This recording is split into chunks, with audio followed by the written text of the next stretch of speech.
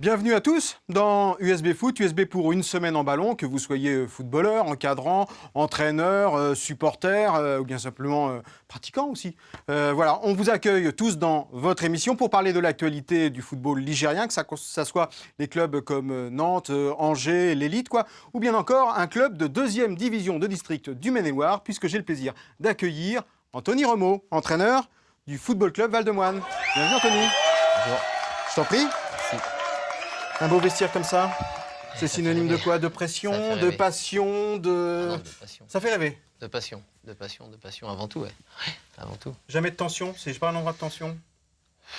Non, de pression sûrement, oui, sûrement. Pression, passion, mais non, pas de tension, ça dépend à quel moment, Souvent à la à quel mi-temps. match. Souvent la mi-temps, Ouais. effectivement. Tu nous as amené un très beau maillot. Oui. Tu nous as amené un maillot, tu nous as maillé. Tu nous as amené un très beau maillot jaune. Est-ce que tu peux nous le montrer, venir le chercher, et puis peut-être assurément nous en parler, le décrypter, parce que il vient d'une autre époque, je crois. J'ai l'impression que la coupe, c'est pas la même aujourd'hui. Non, c'est pas la même. Non, c'est un petit souvenir de 7e tour de Coupe de France contre Nantes, qu'on avait eu la chance de jouer à la Beaujoire. Ouais, tu peux le montrer, ouais. Voilà. Donc, on avait perdu ce jour-là 2-0. Mhm. Malgré une belle prestation de notre part. Et j'avais eu la chance d'avoir le maillot du buteur Thomas Dosevi ce jour-là. Donc ça, c'est le FC Nantes. Celui-ci, c'était le FC Nantes, ouais. C'est le FC lors Nantes. du Et ce 7e maillot, tour. il sert encore?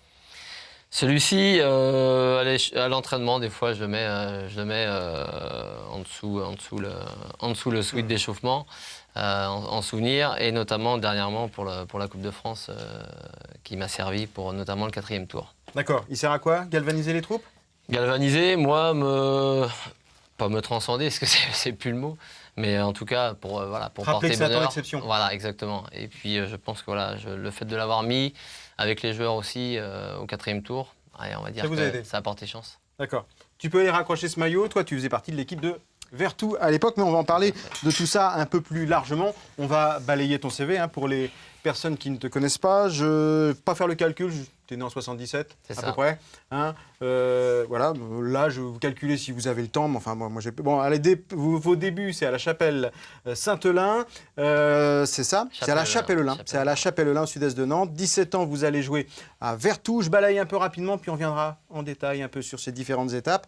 Donc Saint-Sébastien-sur-Loire, Vertou, Montaigu, SPTT Nantes. Vous avez une première expérience d'entraîneur vers les années 2003, vers les années 2003 et 2004. Tu as été entraîneur. Et puis après, senior 2015 avec le Football Club du Val-de-Moine. Et ma première question, c'est quand même de savoir, tu n'es pas un grand voyageur. Le sud-est de Nantes, c'est un peu tes repères. Ouais, c'est ça. Après, c'est des opportunités aussi qui ont fait que j'ai fait ces clubs-là. Maintenant, oui, après, par relation aussi, effectivement. Mais oui, pas grand voyageur aussi. J'aime bien rester proche de la famille. Et puis voilà, après les opportunités, il n'y en a pas eu au-delà, je dirais. Donc c'est aussi pour cela que je suis resté le plus loin, ça a été la Vendée. Donc ça va. Allez, Pas très loin. on va continuer de parler de ça. Ton métier quand même, parce que le football, ça reste amateur pour toi. Tout à fait. Ça a toujours tout à été fait. amateur, Ah bah toujours, tout à fait. Ouais. mais Là, c'est dans le sport aussi un peu. actuellement, ouais, commercial pour les magasins Intersport. Donc je m'occupe des clubs, des collectivités et des entreprises aussi. Alors, on t'a fait venir pour parler de la Coupe de France. C'était le 5e tour. On va tout de suite se mettre dans l'ambiance, prendre de la température de ce qu'était ce 5e tour de Coupe de France. Et on va pouvoir voir tout de suite, comment c'était, parce qu'il y avait à peu près, je crois, 1200 personnes. Je vous propose de voir ensemble cette ambiance et ces chants.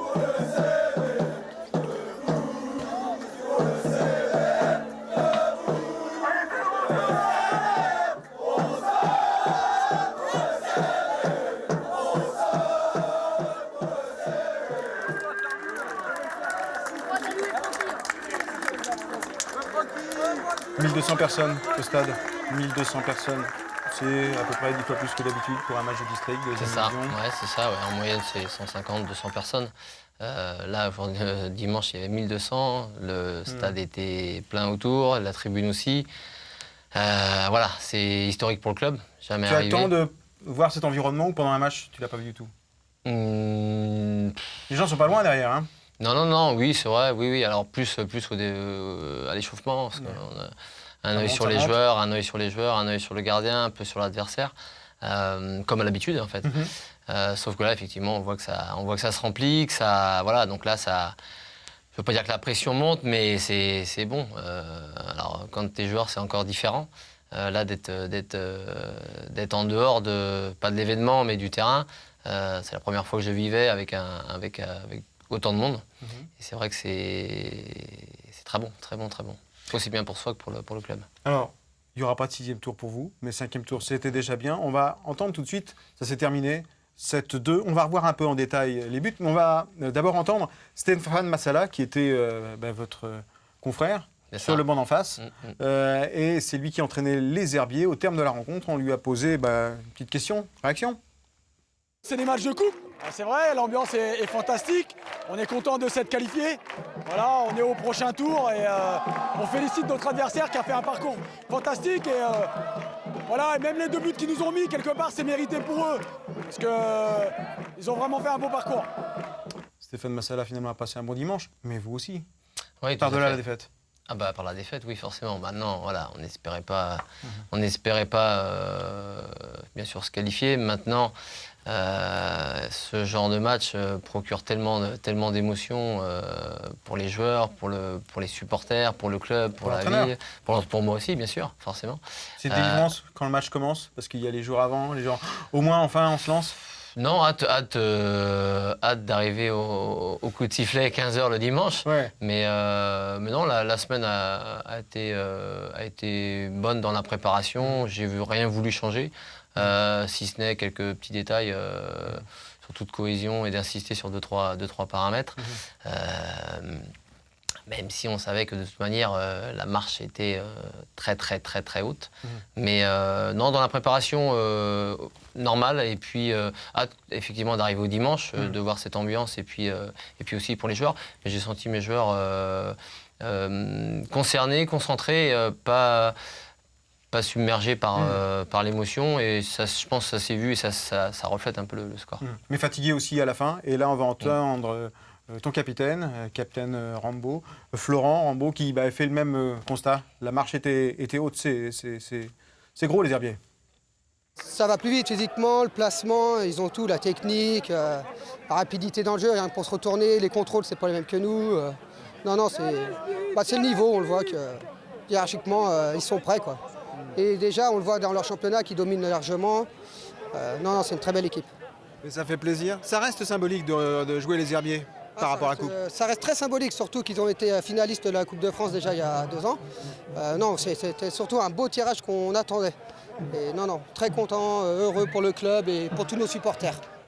Allez, on ne va pas se refaire complètement le match. Je vais d'abord te montrer la partie désagréable. 7. Il y a eu 7 buts. On peut les voir, les découvrir en images. Il n'y a pas grand-chose à faire pour ton équipe à ce moment-là. C'est là où on voit que ça va très vite. Là, c'est le penalty. Tu n'étais pas très content du penalty, mais il n'est pas tombé tout seul.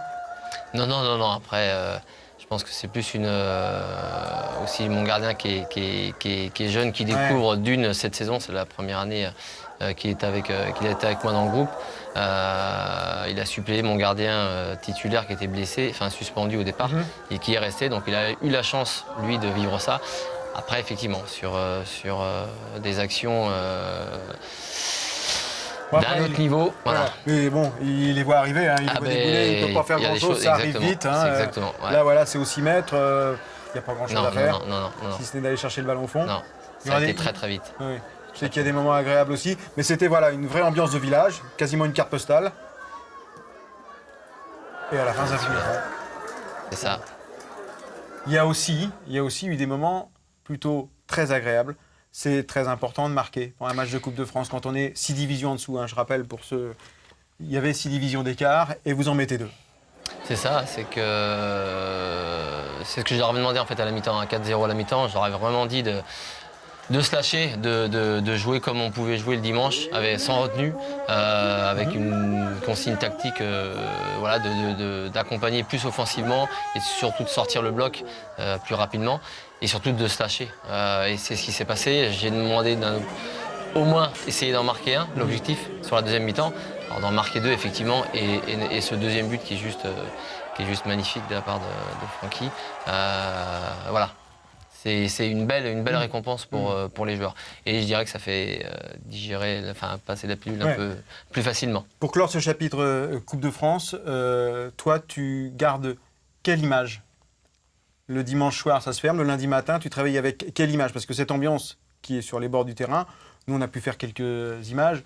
C'est extraordinaire parce que c'est vraiment un foot où on vient en voisin, on vient avec les enfants qui dessinent, on vient boire un coup, faire la fête. Les gamins regardent le match pendant un temps, puis après, ce qui est plus important, c'est d'aller jouer au foot sur le terrain d'à côté. Voilà, c'est une ambiance que tu as grandi avec. C'est ça, tout à fait, ouais. C'est ce qui résume un peu ce qu'on vit au quotidien le dimanche. Le côté un peu familial. Il y avait beaucoup de gens de clubs voisins qui sont venus aussi nous voir et ça je les remercie parce que ça a permis aussi à ce qu'il y ait autant de monde. Voilà, après, ne rien changer, je pense que le match de dimanche, ça a été un peu le reflet de ce qu'on vit au quotidien et surtout dans des clubs de niveau district. Et tu sors et vous sortez avec les honneurs de cette compétition dont le 6e tour a été tiré ce mercredi. Et on va pouvoir découvrir les grandes affiches tout de suite. Il y a 11 matchs. Les Herbiers qui sortent, eh bien les Herbiers qui sortent, ils se retrouvent face à Cholet. Ça va pas être une partie de plaisir. Et puis il y a Vertou, club que tu connais bien, dont on va parler tout à l'heure, qui aura à accueillir le Stade Lavallois. Il y a des surprises possibles? Il y en aura toujours. Il y en aura toujours, c'est ce qui fait le charme de Tu mettrais une pièce sur les Herbiers? Oui. Plus, oui, les Herbiers, moi, ils m'ont vraiment impressionné.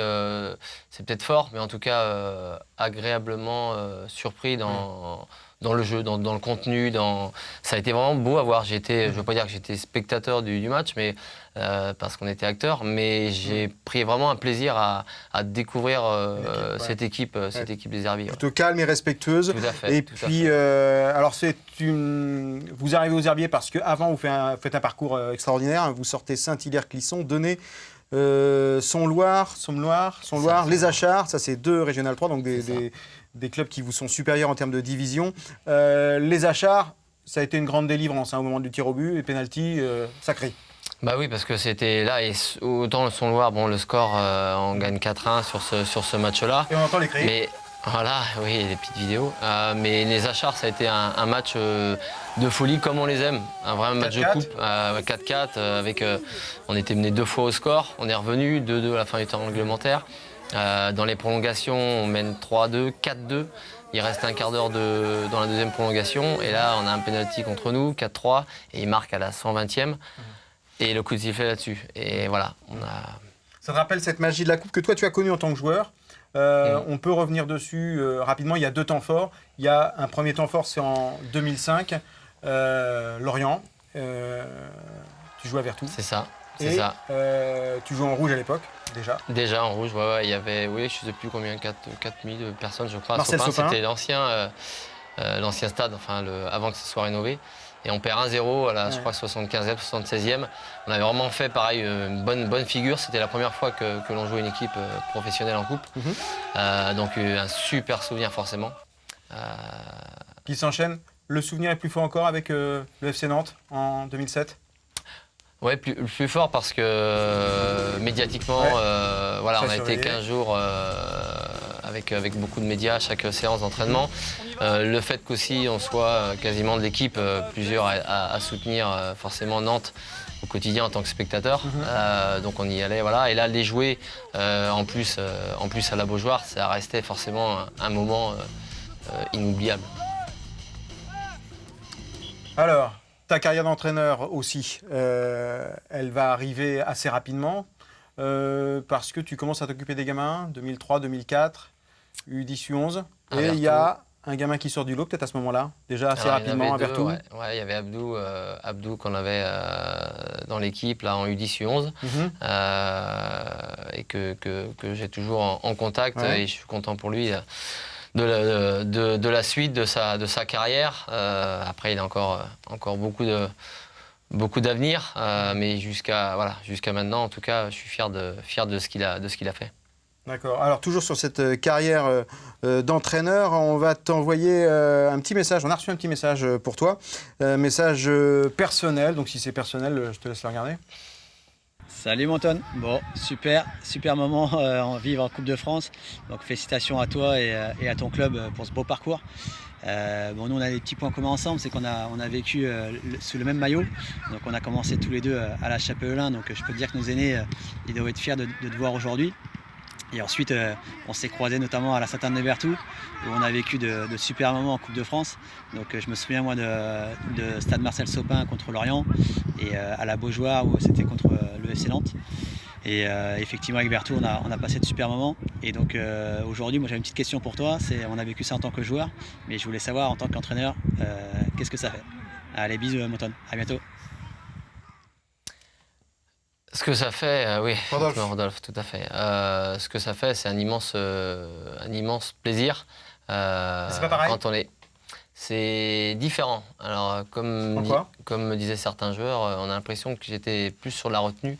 Mais je pense que, voilà, après, peut-être dans la préparation, le fait de préparer un match de cet enjeu fait que il y a peut-être un peu moins de. Pas moins de pression, mais c'est différent. C'est vrai que c'est différent. C'est la première aussi, c'est la première expérience. L'émotion et à toi, peut-être un peu le fait de l'obligation de se canaliser. Ouais, voilà, peut-être un petit peu ça aussi, et pas de le montrer non plus aux joueurs, même s'il y avait une grande émotion, une grande fierté, mais différente effectivement de quand je pouvais jouer. Ouais, différent. D'accord. Bon allez, je vais vous proposer tout de suite, on va parler très rapidement du tirage de Coupe de France parce que ça concerne également le foot féminin. Alors on a, ça c'est Le Pèlerin, rescapé de première division de district. Elles se retrouveront face à Nallier, équipe de Vendée. Il y aura également Cholet-Orvaux, Le Mans-Sainte-Luce, Les Herbiers-Sablés. Ça sera le 4e tour de Coupe de France. Et on va enchaîner tout de suite avec un bruit qui t'est connu peut-être ? Oui. Alors c'est le zapping, c'est le moment du zapping, le moment de prendre un peu connaissance de ce qui se passe sur les réseaux sociaux. Et on commence avec le bus de l'amicale de Château-Gontier. Oh les cœurs!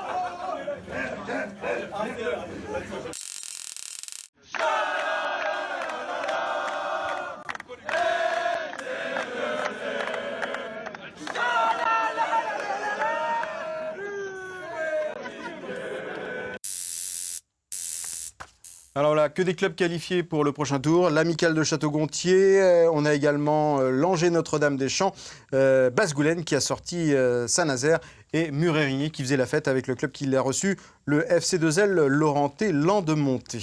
Pas de regret pour vous là, vous allez quand même avec ton club, vous allez suivre un peu les herbiers maintenant?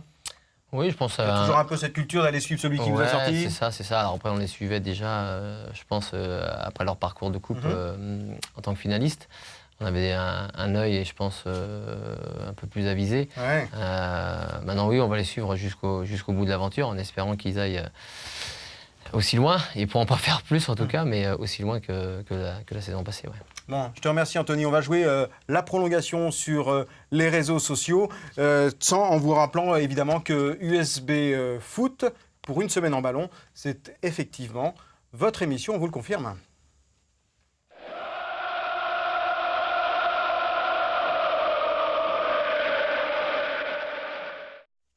Alors maintenant, c'est l'heure de notre rubrique avec la Ligue de football des Pays de la Loire, qui chapeaute donc tout le football régional. Et on va faire connaissance du club de l'Herbergement, qui a un label jeune en quelque sorte à mettre en valeur dorénavant. Et la fédération de la Ligue des Pays de la Loire a voulu le mettre en avant.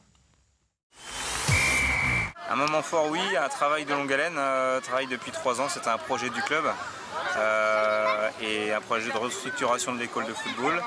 C'est une belle récompense pour tous les acteurs du club, dirigeants, parents et surtout joueurs, dans un cadre bienveillant aussi, donc fier de toutes les personnes du club. J'étais exigeant, mais ça a payé. On a réussi à décrocher le Graal. La reconnaissance, alors pour les éducateurs dans un cadre de formation, mais aussi pour les parents, parce qu'en tant que parents, on est toujours rassurés de confier nos enfants dans un club sportif, quel qu'il soit, mais avec des éducateurs et animateurs diplômés. Et donc notre objectif, c'est de consolider ce travail effectué depuis 3 ans et continuer d'envoyer les jeunes animateurs en formation, consolider aussi le projet associatif, de partage, parce que c'est le mot fort de notre club. Et puis voilà, très heureux. Ça va bien, ça se voit. Bravo à toi. Merci. Ce foot amateur dans lequel tu as baigné, là, il est récompensé par un label jeune, espoir, donc pour ce club de l'Herbergement. La coupe, c'est le moment où le foot amateur, finalement, apparaît au grand jour. Il sort un peu de ces duels des fois fratricides, de 2e, 3e, 4e division. C'est un milieu que tu connais bien, qui vit chichement, ou ça va quand on voit les sommes en jeu dans les clubs un peu plus élevés? On n'est pas dans le même registre, évidemment. Non, après, je pense que oui, ça va dépendre de beaucoup de choses, des sponsors aussi, notamment. Après, c'est vrai que plus on a de sponsors, mieux le club vit. D'où l'importance d'avoir des moments comme ça de coupe qui permet aussi de mettre le club en lumière, le club en avant. Ça permet d'attirer aussi du monde. Après, vivre chichement, effectivement, ça va dépendre. L'argent, quand il est professionnel, les droits télé vont augmenter. On attend toujours à ce que la manne redescende. On dit si, la manne redescend. Et elle ne redescend pas tant que ça, en fait. Non, après, par contre, effectivement, comme la Coupe du Monde, des événements nationaux comme la Coupe du Monde, l'équipe de France, qui permet aussi, après, au club amateur d'avoir des subventions ou des dotations de matériel ou d'équipement, ça aide. Maintenant, après, le quotidien d'un club, effectivement, ça passe par notamment les sponsors. Oui. Alors je dis que c'est un temps fort parce que vous en avez connu un temps fort par-delà l'élimination. Beaupro a vécu exactement la même émotion que vous. Quand je dis des fois que la Coupe de France, même quand on est sorti, c'est un peu la Coupe du Monde des amateurs, on va voir ce qui s'est passé à Beaupro-la-Chapelle. Pourtant éliminé par Cholet, pourtant. On a fait bonne figure dans le match. Une bonne deuxième mi-temps. Il nous a manqué ce manque de chance. Ce petit but, la barre transversale de Julien, qui nous a fait vibrer, mais dommage.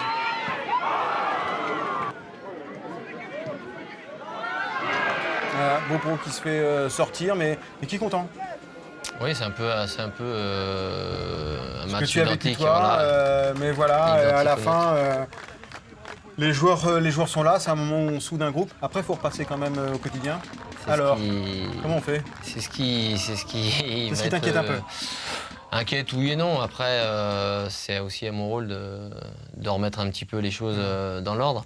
Après, ce moment d'émotion, il faut le garder parce qu'il faut le vivre à fond. Là, c'est digéré. Maintenant, c'est remis au travail dès mardi et encore ce soir. Et ce sera à moi d'être vigilant justement sur le comportement, l'attitude des gars. Allez, maintenant, on va passer au championnat élite de notre région et je vais mettre un coup de corde encore. Histoire de passer au championnat donc, de Ligue 1. Et tout d'abord, on découvre ensemble le classement, histoire de faire le point. Après 9 journées, Nantes est deuxième. 6 victoires à 1 nul, 2 défaites, tandis qu'Angers est troisième, 5 victoires à 1 nul, 3 défaites. Ça n'a pas changé puisqu'il y a eu la trêve du foot international. Et on va d'ailleurs tout de suite parler du FC Nantes. C'est plutôt ton club de cœur, le FC Nantes. C'est ça, ouais, un club que... Quand on habite au sud-est de Nantes, c'est la référence, c'est l'endroit où on voudrait être en centre de formation quand on est joueur, puis après dans la tribune. Exactement. Exactement. Surtout que quand on arrive à côtoyer un certain niveau où on sait qu'on a, surtout en jeune, la possibilité d'intégrer souvent des centres de formation. Donc oui, pour mon cas, ça a failli être le cas, mais bon, voilà, le destin a décidé autrement. Mais voilà, c'est un club... On n'arrive toujours pas. On arrive toujours. Après, voilà, en tant que supporter, depuis tout petit, de Sopin en passant par la Beaujoire, ouais. Alors, on parlait un peu du FC Nantes, mais tout de suite, son titre. Un titre objectif 100 millions, on parle d'euros, et Gourcuff, ça c'est de prolongation que l'on parle, puisque 100 millions d'euros, c'est ce que le club espère réunir à terme, un budget donc, alors qu'ils sont à 70 millions aujourd'hui d'euros, parce qu'il y aura les nouveaux droits télé. Le foot va-t-il y perdre son âme, toi qui es spectateur? J'espère pas. J'espère pas maintenant. On arrive encore à s'identifier quand il y a l'assistance vidéo, quand il y a tout ça, alors que le foot amateur n'a pas l'assistance vidéo, n'a pas les moyens. Ça peut se comprendre. Mais est-ce que ça devient... Est-ce que tu as l'impression que c'est le même jeu que tu vas voir quand tu vois la Ligue 1? Oui et non. Après, c'est tellement aléatoire d'un match à un autre. Et puis la vidéo rajoute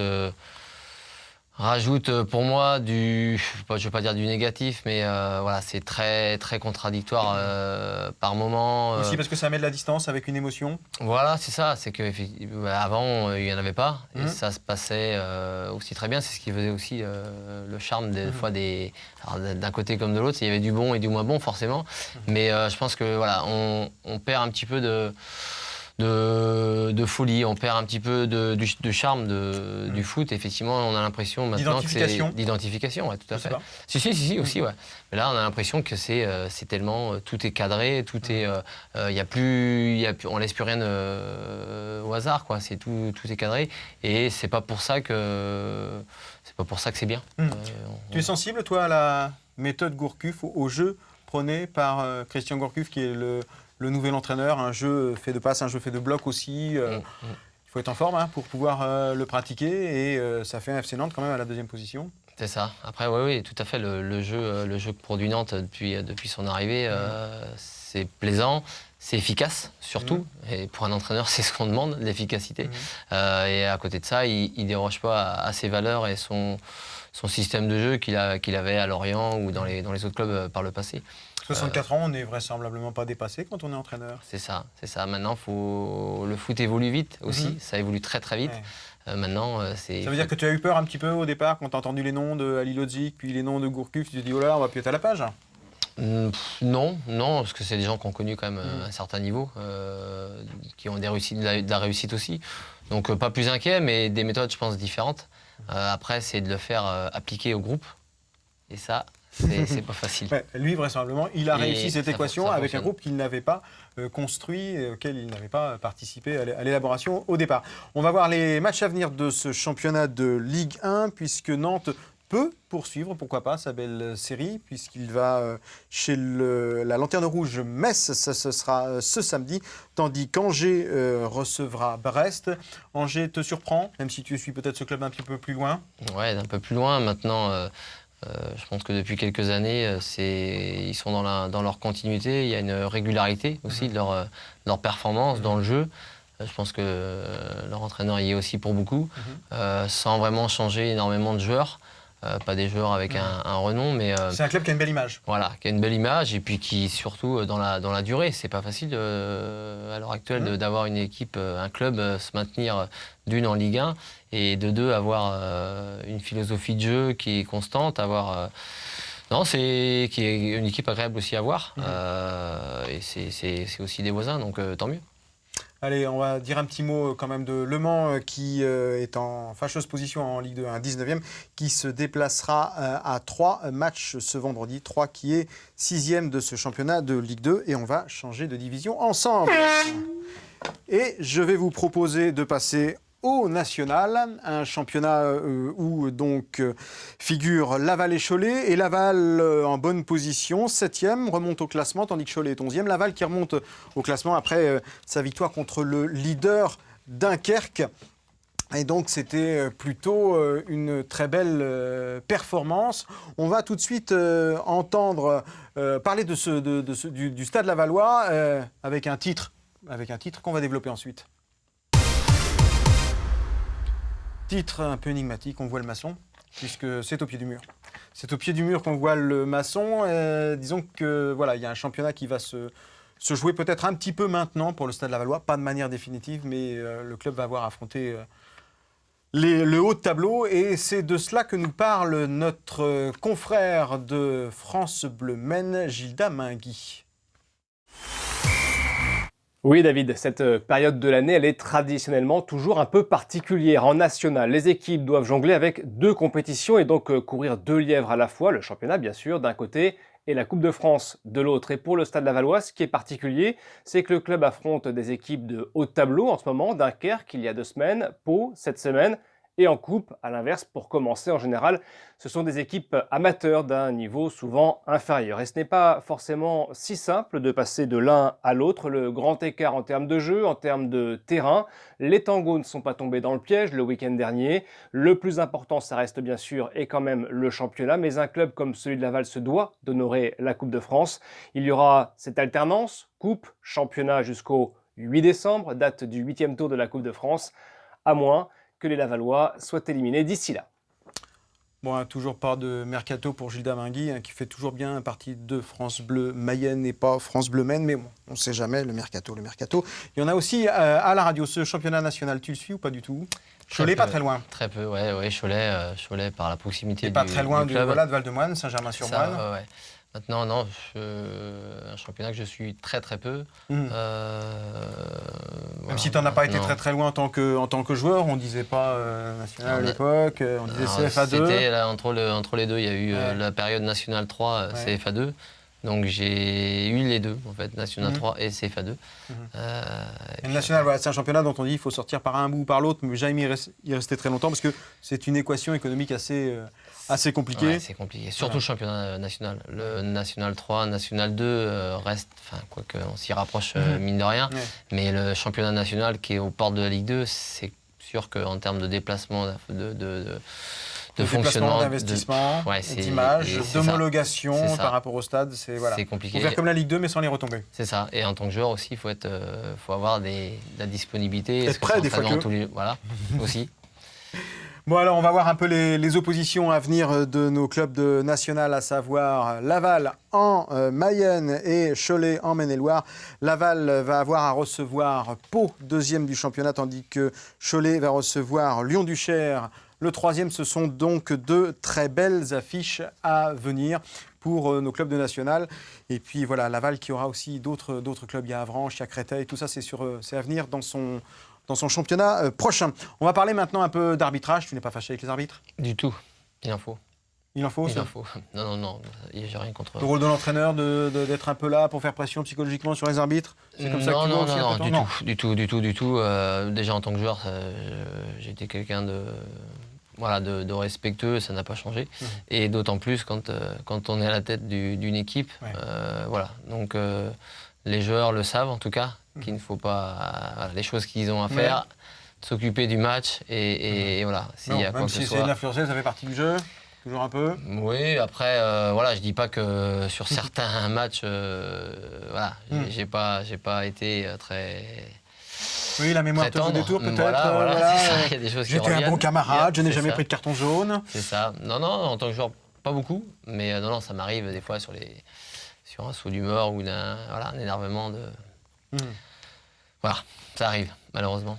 Bon, athlète, est-ce que l'arbitre est un athlète? Ça, parce qu'on se pose moins la question, on se pose pas la question pour les footballeurs d'un certain niveau, mais est-ce que c'est vraiment un athlète de haut niveau et qu'il faut avoir à la fois l'œil affûté, mais peut-être le corps aussi? On écoute sur ce point l'avis de Sébastien Denis, qui est un ancien arbitre professionnel et consultant de France Bleu Loire-Océan.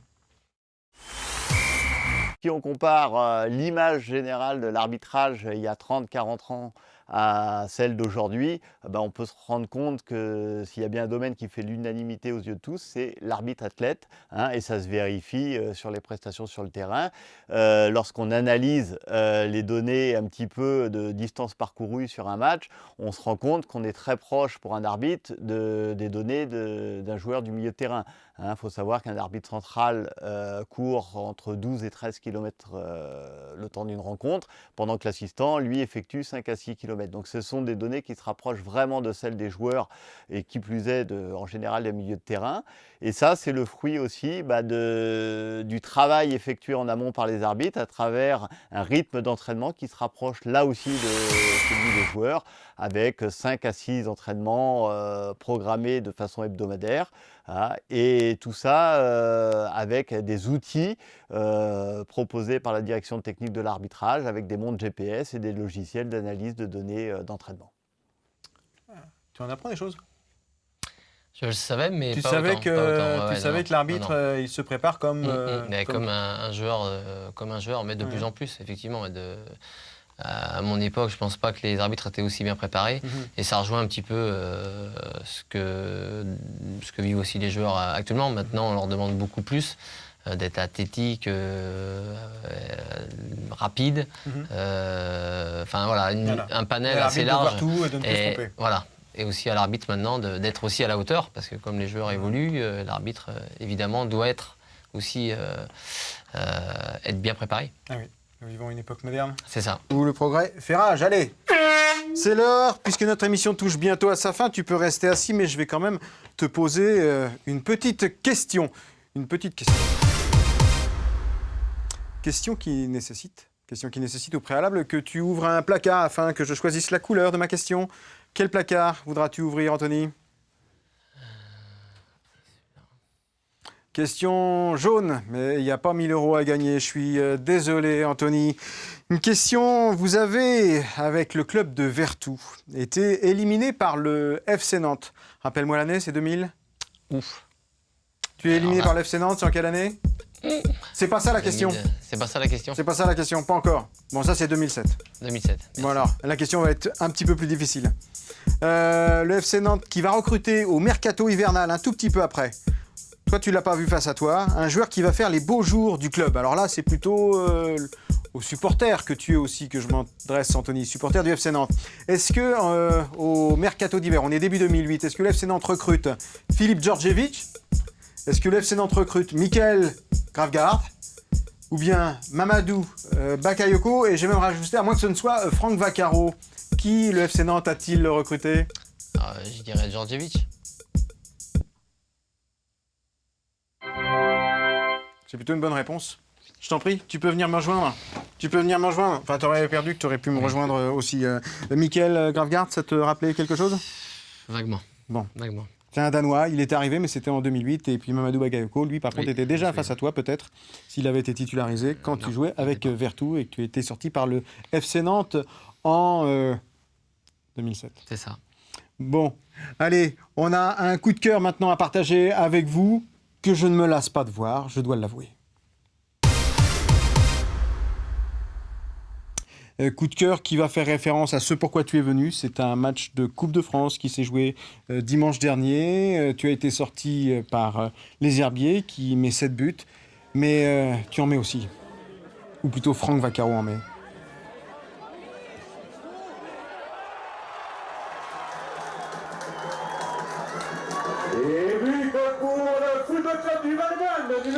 Voilà.